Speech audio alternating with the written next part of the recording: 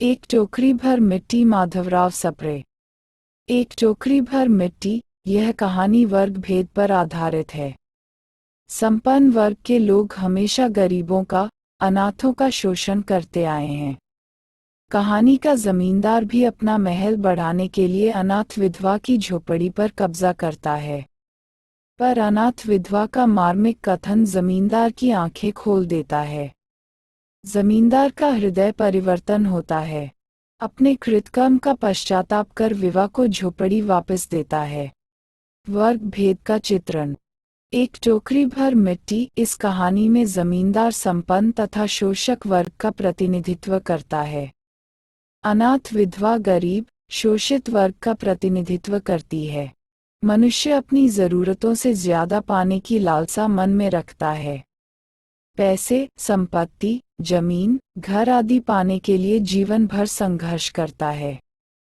कभी धन से, कभी अदालत से तो कभी डरा धमकाकर वह गरीबों का, अनाथों का शोषण कर इन भौतिक चीजों की पूर्ति करता है।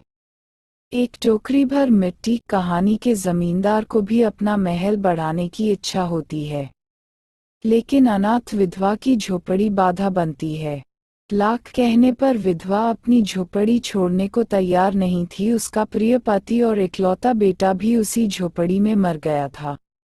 पुत्रवधू भी एक 5 वर्ष की कन्या को छोड़कर देवलोक पहुंच चुकी थी। अपने भरे पूरे परिवार की यादों में बुढ़िया कई बार फूट फूट कर रोती थी। भावनात्मक रूप से वह इस झोपड़ी से जुड़ी थी। एक झोपड़ी में ही वह अपने परिवारजनों को देखती थी। अतः इस झोपड़ी को छोड़ने की कल्पना भी उसके लिए बेहद वेदनादायक थी।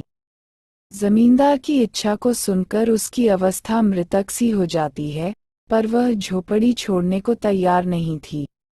जमींदार सभी प्रयत्न विफल होने पर अदालत का सहारा लेकर झोपड़ी पर कब्जा कर लेता है। शोषण के खिलाफ विद्रोह। यह कहानी केवल जमींदार के अत्याचार की समस्या को उठाती नहीं, अपितु अनाथ विधवा द्वारा उसका प्रतिकार भी करती है। लेखक ने बहुत ही सहजता से जमींदार के सामने अनाथ का विद्रोह कथानक में लिया है। झोपड़ी छोड़ने के बाद बुढ़िया वहीं पास पड़ोस में रहने लगती है। एक दिन जमींदार मजदूरों को लेकर झोपड़ी के पास कुछ काम करवा रहे थे। उसी समय अनाथ विधवा हाथ में एक टोकरी लेकर वहां पहुंचती है। जमींदार अनाथ को देखते ही नौकरों को उसे हटाने के लिए कहते हैं, पर वह गिड़गिड़ाकर जमींदार से कहती है, मेरी पोती ने इस झोपड़ी को छोड़ने के बाद खाना पीना छोड़ दिया है। बहुत समझाने पर भी नहीं मानती। इस झोपड़ी की एक टोकरी भर मिट्टी लेकर चूल्हा बनाकर रोटी पकाने पर वह रोटी खाएगी। ऐसा कहकर मिट्टी लेने की अनुमति लेती है। झोपड़ी में से एक टोकरी भर मिट्टी लेकर अनाथ विधवा बाहर आकर जमींदार से टोकरी को हाथ लगाने की विनती करती है। जमींदार अनिच्छा से टोकरी उठाने लगता है, पर टोकरी हाथ भर भी ऊपर नहीं उठती। यह देखकर अनाथ विधवा कहती है, महाराज नाराज न हो, आपसे तो एक टोकरी भर मिट्टी नहीं उठाई जाती और इस झोपड़ी में तो हजारों टोकरियां मिट्टी पड़ी है। उसका भार आप जन्म भर कर उठा सकेंगे। आप ही इस पर विचार कीजिए। अनाथ विधवा का यह कथन बहुत सहज है, पर तत्कालीन समय में वह जमींदार की वृत्ति के खिलाफ विद्रोह ही करती है। हृदय परिवर्तन की कहानी। यह कहानी मनुष्य के हृदय परिवर्तन की कहानी है। मनुष्य कितना भी निर्दयी हो, शोषक हो, हिंसक हो या अपने राह से भटका हो, ऐसे मनुष्य के जीवन में कुछ घटना उनकी आंखें खोल देती है, हृदय में मानवीयता जगा देती है।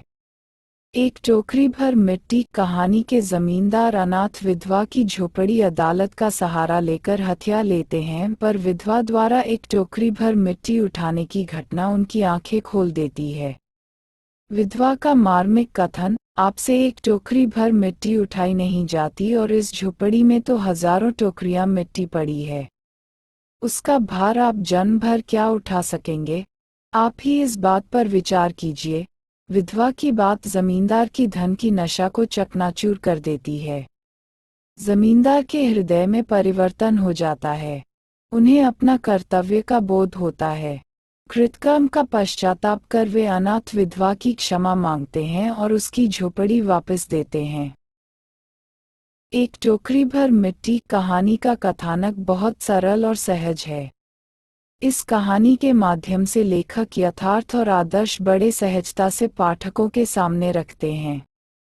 कहानी की अनाथ विधवा द्वारा सामाजिक संवेदना को वाणी भी दी है। मनुष्य अपनी जरूरतों से कई अधिक लालसा रखता है, इससे मनुष्य अपने पद से भ्रष्ट होता है। एक टोकरी भर मिट्टी का न उठाया जाना और हजारों टोकरियों की लालसा रखना भी तो इसी ओर इशारा करता है। अतः लेखक ने बड़ी ही कुशलता से छोटे से कथानक को बहुत प्रभावी बना दिया है। यही मजबूत पक्ष इस कहानी को हिंदी के आरंभिक कहानियों में स्थान बना देता है।